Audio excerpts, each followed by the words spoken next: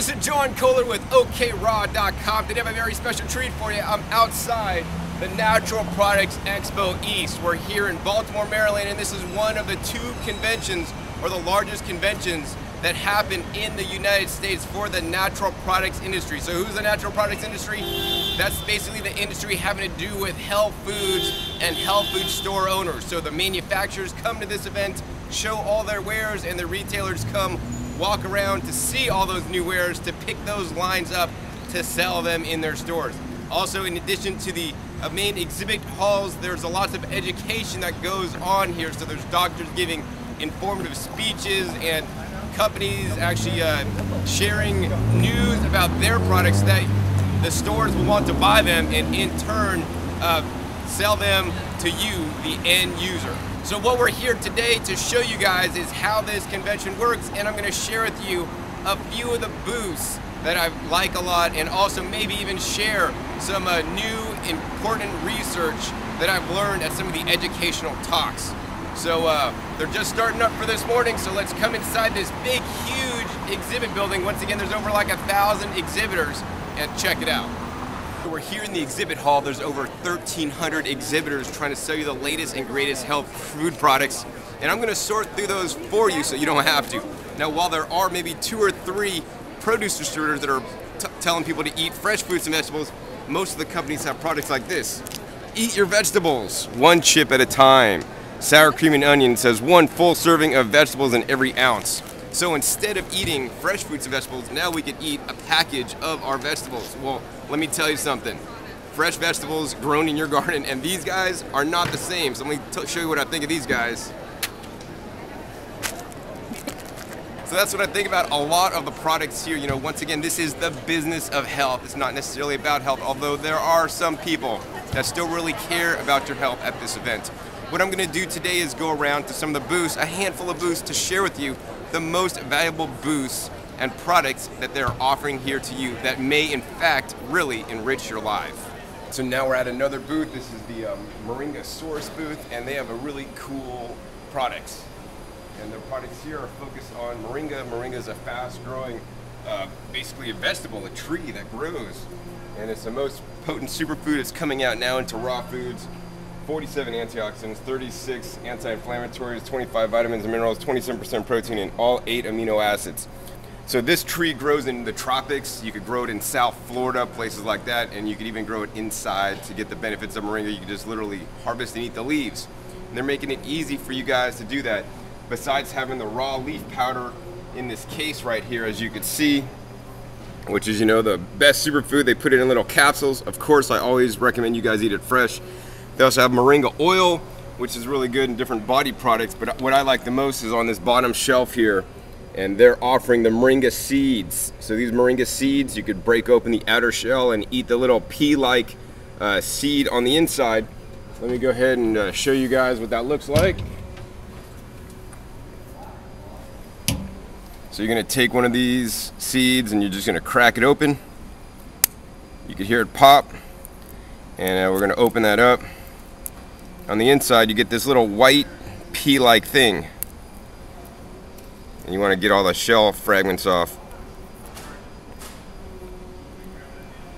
And that's what it looks like right there. Then you're going to pop it in your mouth. Has a kind of sweet, bitter flavor. You might not like it. Really healthy. Once you eat this, though, if you drink water, like in a little bit, the water is going to taste really sweet. So some properties of the moringa seed. It's almost kind of like a miracle fruit, but not as strong as a miracle fruit. So definitely really good to, once again, learn about the power of moringa and this company that is going to be providing all these moringa products, plus also the seeds. But the seeds are expensive. They're like $6 for 10 seeds. So now we're at the Mexico Pavilion here at the Expo, and there's at least a handful or a dozen booths at this pavilion showing different products from Mexico. So one of them actually over here is really cool. They're talking about the natural chicory, the sap from a special tree that's related to the brown sapote, but is not the same as the brown sapote or the chico sapote. But the one we're going to talk about here is one that I'm most excited about. It's a brand new sweetener that's never introduced to the US before, but they've been using it in Mexico for a long time. So let's come up and share with you what this is.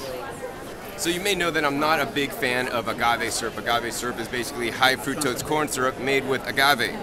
But what you don't know is that in most cases, agave, when you call something agave syrup, it's agave tequiliana syrup, which is a type of agave. There are over 700 types of agave that are grown, and the tequiliana, or the kind that would make tequila, or the agave syrup is just one of them. There's many other plants in the agave species. So I want you to be clear on that first. And what we're looking at here is that this booth has the Magoy sweet sap. And this is a raw food product, so that's really exciting. And this is also from an agave family plant, one of the 700. So let's take a look at that plant right here. And this is what that agave plant looks like. And once again, I don't want any confusion. While this is agave, it's not the same as the agave syrup or nectar that is currently being imported. So this is the Agave Selmiana plant, and you can distinguish it because it has a lot wider leaves. This is harvested wild and also grown in between crops of corn for soil retention to prevent erosion from happening.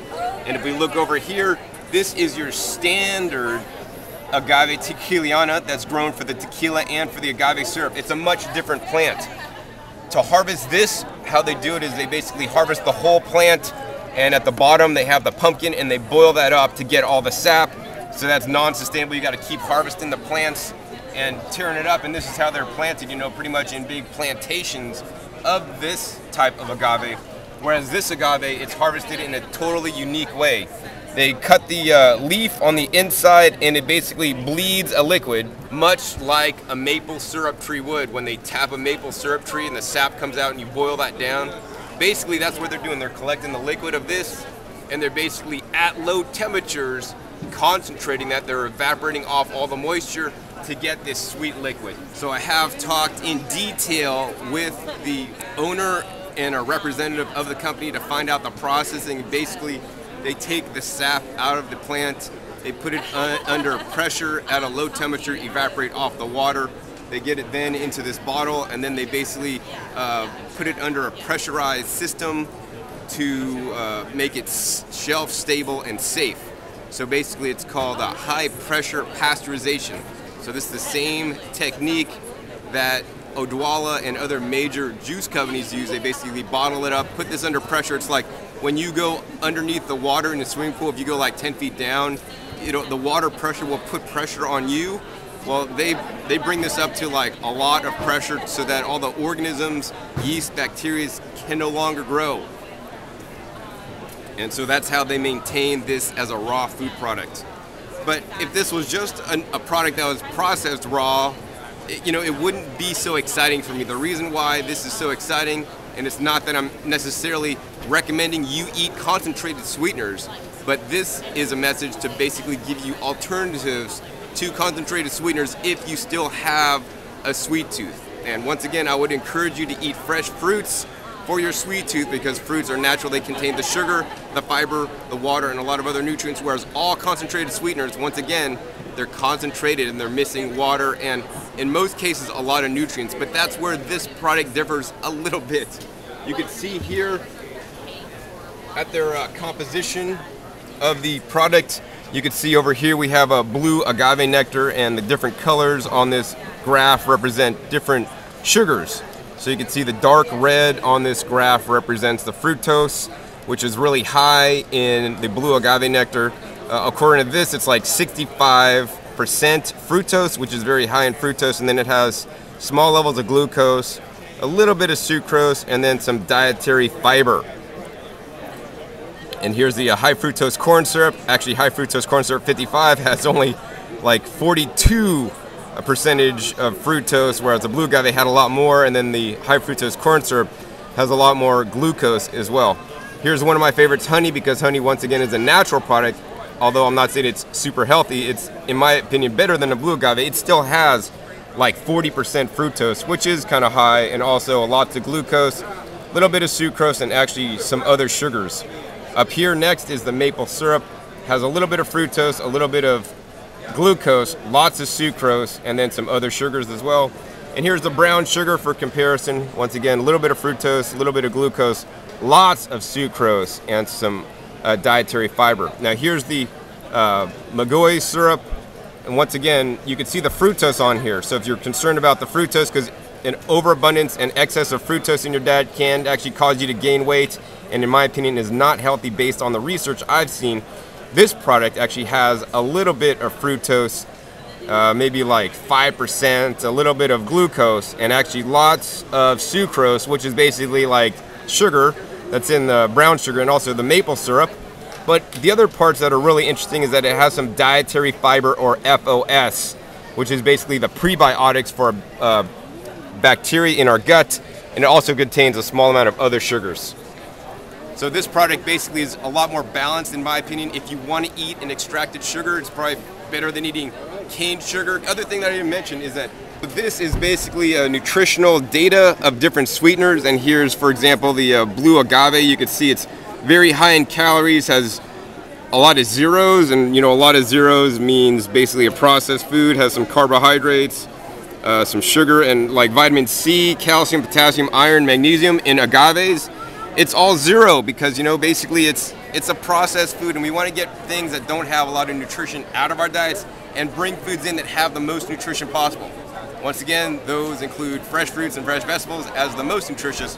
But even so, comparing this product to other sweeteners, even brown sugar and maple syrup and honey that have some nutrients in it, you can see here that the Agave Sap has still vitamin C, and once again, vitamin C can be basically ruined by heating.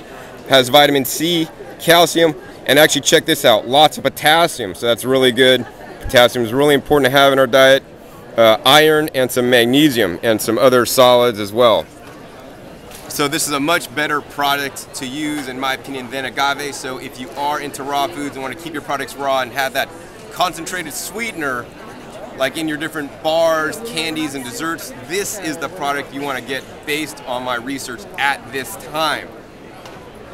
So they have samples you could try, and the other thing that I really liked about this company is that they have an open door policy. They've invited me down to their factory in Mexico to actually go through the whole process of harvesting the sap and seeing how exactly it's processed, so that we could, you could know exactly how it's made and not be in some secretive thing and secretive process. So that should be really important, and ask your agave manufacturers if you could go down to their places and see how their stuff is made. I mean, the other thing that's really important to me about this specific company is that the owner has been making what's called pulque, which is how they use this traditionally, how they use the agave selmiana.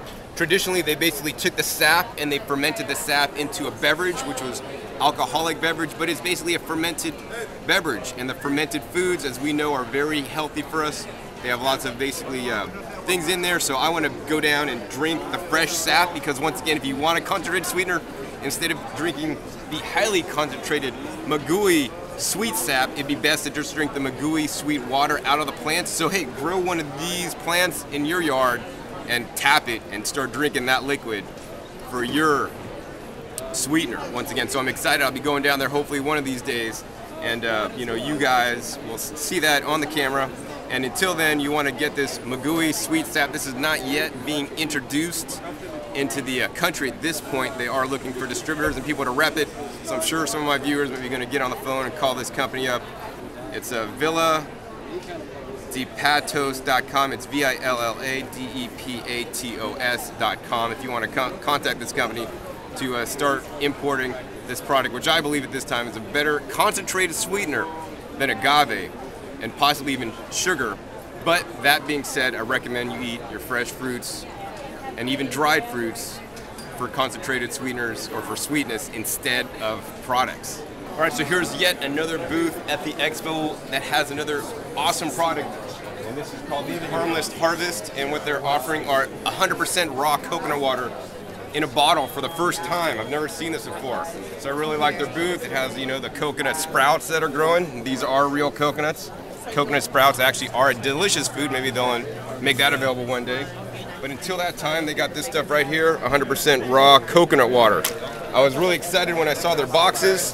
I was like, yes, somebody's finally selling coconuts in the husk that's organic. And I was like, okay, 1 coconut comes per box, so there's no packaging. But unfortunately, this is a case of the coconut water. As you see here, 100% raw coconut water. Never heated, always harmless. This is their company name, Harmless Harvest, creating positive feedback loops between man and wild. So let's take a look at this product a little more. So this product just comes in a little bottle, and it's an 8 fluid ounce bottle. So I'd recommend this definitely over a Tetra Pak because this is a raw food product. So how is this a raw food product if it's in a bottle? I thought things in bottles and cans can't be raw. Well, they use a special process to basically keep this under 118 degrees so that there's no heat involved in the processing of this at any time. Much like you just saw at the Agave Sap booth, they're using the same exact technology, the high pressure processing. So they put this under extreme pressure that bacteria, fungi, and other bad things can't live. So it is truly never heated and raw. The question comes up though, is that process a bad process or not? You know, big juice companies like Odwalla use the same process to process their juices, and it's called actually high pressure pasteurization. So, you know, do we need that, and is it still really good? You know, that's yet to be seen, but for now, at least I'm glad they have a product that makes it more available for you to have fresh coconut water directly from Thailand into your house. So besides just having the straight up coconut water, they got the 100% raw wild Kappa Asu coconut pulp smoothie. So the Kappa Asu is related to cacao, but not the same thing as cacao. So this is one of the first products using Kappa Asu, which I would probably think is better than cacao so far. And I tried this smoothie, and it has a definitely interesting flavor. So I suppose if you like cacao, you'll like the Kappa Asu smoothie. Definitely really cool. In any case, let's walk around the expo some more to see if we can find any other booths and products that are really cool, exciting, and upcoming. So we're here at the New Products Pavilion at the Expo Products East, and there's a lot of booths up in this New Products Pavilion, but the one that I like the most is actually a company called Terraternol. What they make is they make telomere, basically enhancing supplements. And so the big question in raw foods is to supplement or not to supplement. So if you're really dogmatic about raw food, you're going to say supplements are unnatural. Naturally, we wouldn't need supplements to live, and so I'm not going to take any supplements. Well, guess what? Let me tell you personally that I've had personal friends that have issues with eating an all raw foods diet without the use of supplements. Their health have actually gone downhill. Now, for a while, it may go uphill because it depends on your diet. Say you're eating processed McDonald's junk food, you eat a raw food diet, you're going to feel great for a long period of time until time catches up to you and some of your stores of some of the vitamins may go down. So some of the critical vitamins that I have learned you may need on a raw foods diet are vitamin B12, super very important. Get checked to see that your levels are fine, and not only the B12, you want to check the homocysteine and methylmalonic acid because those are the functional indicators of the B12. Another one, if you don't live in the tropics and get lots of sun, vitamin D. Most people that live in the Western world in the United States, unless you live once again in Hawaii or maybe Florida, you probably don't have sufficient vitamin D levels. So you want to get your D25 levels tested to find out if you are adequate in vitamin D or not. Another thing that you may need to supplement is the DHA, and they do have algae-based formed of DHA, which can be important. And now any other supplements, based on my research, may not be necessary. I also take enzymes and probiotics because I think they can be beneficial. And the other ones I'm looking into are these telomere enhancing products, because just eating a natural raw foods diet, in my opinion, will basically keep your telomeres healthy. But if you could make those even better, it might be worthwhile to do that if you're into longevity. And these supplements may get actually kind of expensive. A bottle for 30-day supply is like $200. Yes, I said that, $200. So that's probably one of the most expensive supplements you could buy. But think about it, if you're enhancing and lengthening the length of your life, it may be worth it. So another reason why I come to the Natural Products Expo East is for the education. So I'm standing here up on stage and just got out of a talk earlier on omega-3s.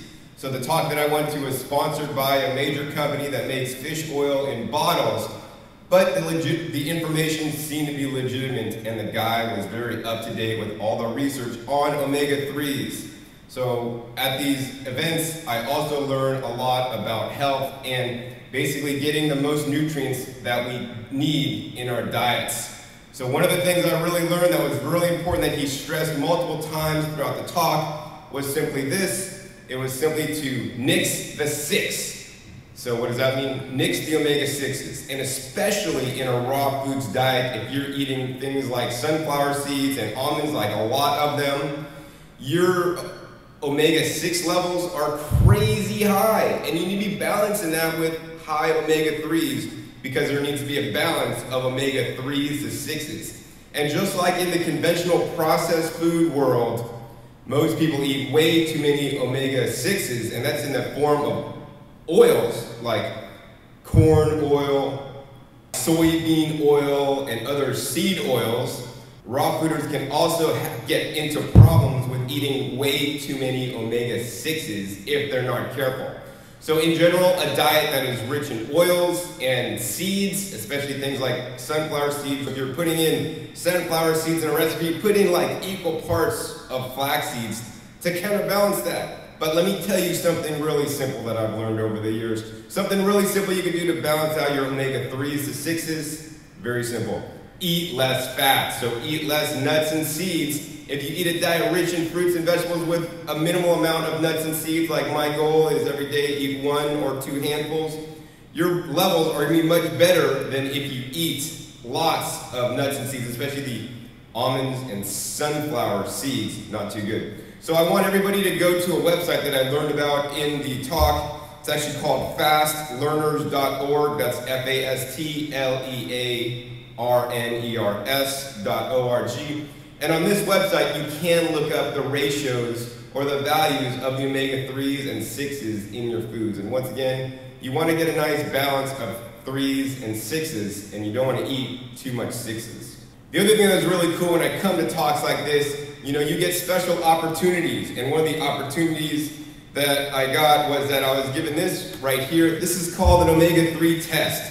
So you can do an omega-3 test at home. You can order this test kit at omega3test.com. Comes in the envelope, and let's go ahead and open this up to show you what we got inside here. You know, you're gonna send for this envelope. It's gonna cost you probably about $200 for this. You're gonna take a little bit of your blood, and you're gonna send it off in this kit here to the company, and they're gonna test it for you, and then they're gonna send you back your omega-3 score. So you definitely want a score that's, you know, really high. If it's like 25, then you're in the standard American diet model, or actually your omega-3s are in that level of the standard American. You want it like 50 or above. So whatever you're doing, you want to take a test, find out where your omega-3s are at, and work on improving it. Because, you know, fatty acids, especially these essential fatty acids like the omega-3s and 6s, if you eat too many 6s, even if you are on a raw foods diet, you will have inflammation. And guess what? Omega-3s are anti-inflammatory. So yes, even on a raw foods diet, you know, it's not the panacea. We need to do it as correctly or as healthfully as possible. But once again, it depends on your goals. If you're doing it for the animals, you might not care about pro or anti-inflammation unless you've got lots of inflammation and pain. Once again, a diet rich in fresh fruits and fresh vegetables, and consisting mostly of, is absolutely the best, and I encourage you to grow your own food. So I'm happy I got this test kit for free. Normally it's about $200 to get this kit, and once again, you can go to omega3test.com. The good news I did learn from this talk was simply this: you can't eat saturated fats, and it doesn't mess up your omega-3 to 6 balance, because saturated fat's a different kind of fat. That being said, you probably don't want to eat too much saturated fat. So saturated fat tends to be more in nuts like macadamia nuts and coconuts, instead of the sunflower seeds and almonds, which are rich in omega-6s, and the flax seeds, the chia seeds, hemp seeds tend to be more rich in the omega-3s. So once again, get a balance, or the easiest thing is eat fruits and vegetables and don't worry about balancing out. Because vegetables all contain omega-3s in them, lettuces and things like roots, and the vegetables have small amounts of omega-3. So if we eat a natural diet, once again, in vegetables and fruits, we're gonna get a natural level without adding any kind of supplementation. So once again, the guy up here, and I admire him for this, said, eat whole foods. You won't need to buy supplements if your balances are correct. So next we're gonna walk up to another booth and we're gonna check out another booth that's using the term raw for their water. Now, you know, raw, the term raw can be misconstrued. I mean, raw, it could be raw sewage. Is raw sewage good for us? No. Is the raw water good for us? Is it just a scam, a marketing ploy, or not? Well, that's what I'm here to learn and find out today. So you can see here, here's the raw water actually comes packaged in a paper bag to protect it from the light because the light can affect the water, and here it is. The product, raw water. So some people may think this is like a marketing hype or scam, but after fully talking with the company, I've learned the truth. And so now I'm gonna share that with you guys. So let's come back over the booth here. And I guess the main thing comes from this definition right here, the definition of a spring. What is a spring? So the old age definition of spring water is the name of water derived from an underground formation from which water flows naturally to the surface of the earth. And you know, if we thought of springs, that's what we would think of. We would think of spring water, okay, it's something bubbling up and you just bottle it and, you know, put it in a bottle and sell it. Now, is that what all the companies in America do? Do they just bottle water straight naturally as it bubbles up from the ground, put it in a bottle, maybe even plastic bottle, and sell it to you, and you guys buy it by the case at your local, you know, big box store?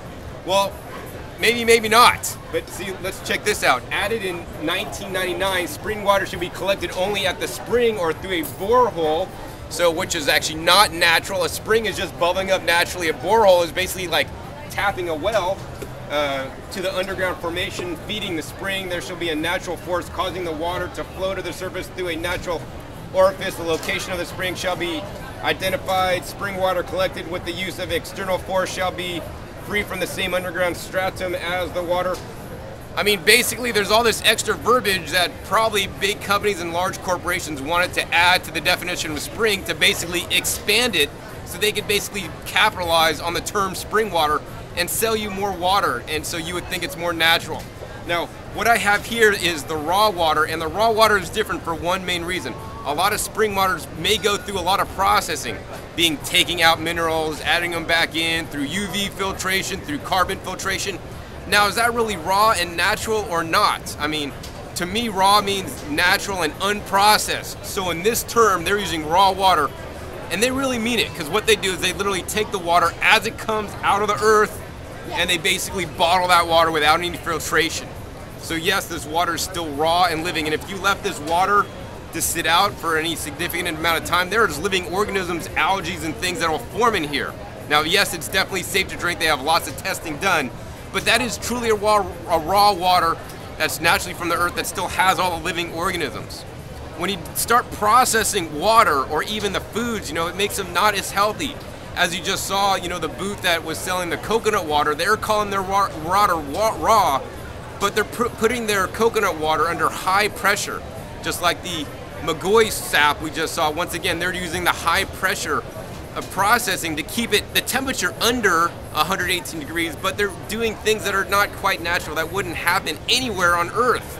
But I could truly say that this water is truly raw because they just bottle it as it comes out of the earth. And this stuff tastes amazing. So if you want the highest quality water, I'd recommend you guys get this raw water. And no, it's not a marketing scam. And even the water out of your tap, you know, has been highly processed. In most cases, they add chlorine and maybe even fluoride, depending on your municipality.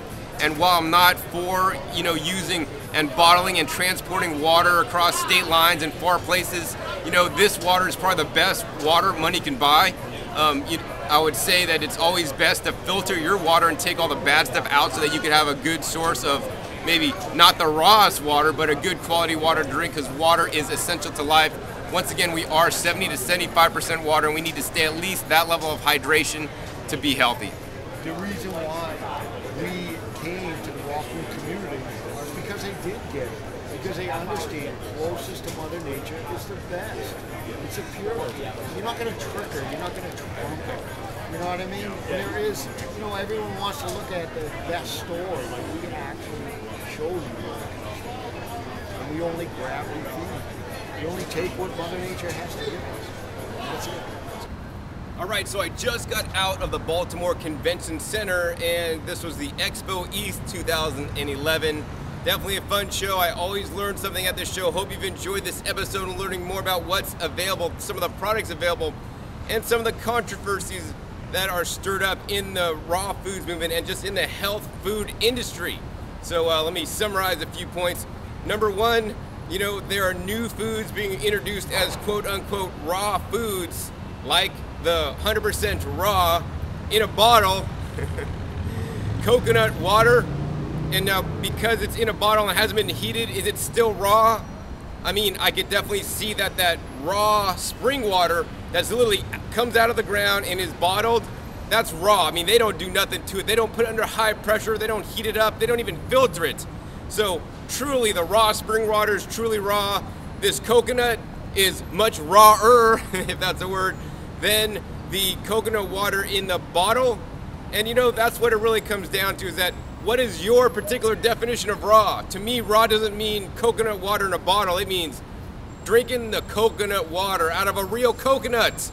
Because what I've learned over all these years of being into a natural, raw, and living foods diet is that we want to eat foods that are alive, that can spoil. I mean, even though the coconut water hasn't been heated, you know, it does need to be refrigerated, so it will spoil. It just won't spoil as fast as a fresh coconut. But that being said, you know, depending on the age of the coconuts, some of these coconuts will definitely stay fresh a much longer time.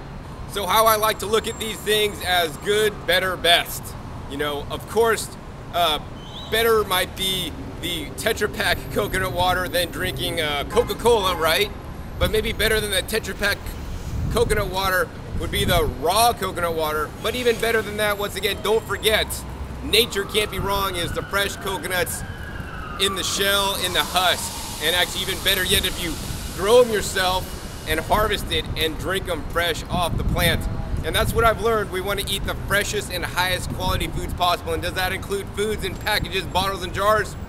Well, it may sometimes. If you have no other availability of the foods, you want to eat the freshest and highest quality food so you can have the freshest and highest quality life. So once again, this is John Kohler with OKRaw.com. We'll see you next time. And remember, no matter what anybody else says, keep eating your fresh fruits and vegetables because they are truly the best, not necessarily anything in a packaged bottle or jar.